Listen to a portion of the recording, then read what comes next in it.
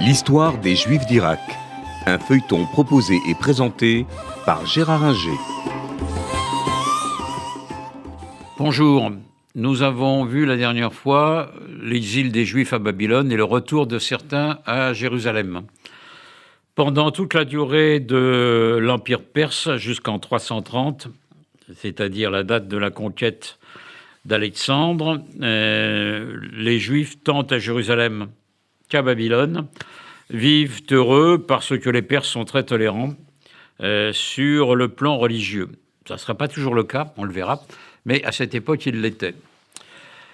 Arrive donc Alexandre qui défait l'Empire perse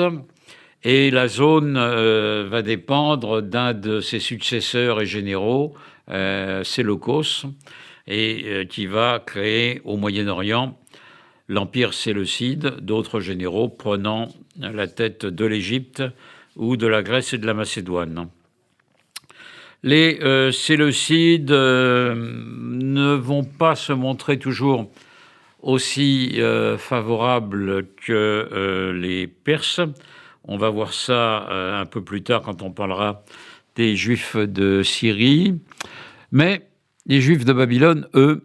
se sont très nettement organisés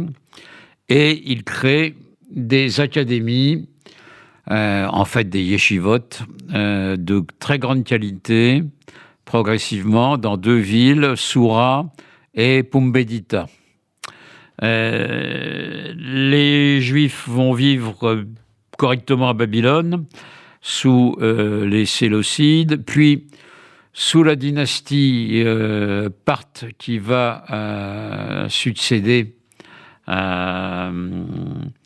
aux Séleucides, les Parthes étant un peuple du nord de l'Iran qui conquiert toute la région et qui se montre très tolérant à l'égard des Juifs. Ce ne sera pas le cas avec leurs successeurs qui seront les Sassanides, qui combattent l'Empire romain, comme les Parthes d'ailleurs, mais qui, à l'époque, entre la naissance du Christ et le début du IIIe siècle, veulent imposer le mazdéisme, c'est-à-dire la religion de Zarathustra, qui est leur religion, la religion mazdéenne, la religion de la Perse, à toutes les populations, chrétiennes et juives, et les juifs, comme les chrétiens, sous la dynastie sassanide, sont persécutés. Cette persécution va durer un certain temps, et les juifs sont, pour beaucoup, obligés soit de partir, soit de se cacher. Mais la vie religieuse continue, et après la disparition de cet empire sassanide, les Juifs, à la fin de l'empire sassanide, parce que les persécutions se sont atténuées, les Juifs de Babylone vont mettre par écrit la loi orale. Donc ce sera d'abord la Mishnah et la Gemara, et ensuite vont rédiger le Talmud le plus complet qui soit, le Talmud Bibli, le Talmud de Jérusalem, beaucoup plus complet et imposant que celui de Jérusalem. Ce qui fait que lorsque les musulmans vont arriver au pouvoir et conquérir toute la région du croissant fertile, et notamment la Perse, la vie juive va être intense, elle l'était avant eux déjà, puisque le Talmud a été écrit entre le IIIe et le Ve siècle essentiellement, et ce Talmud va être la source de nombreuses théories, de nombreuses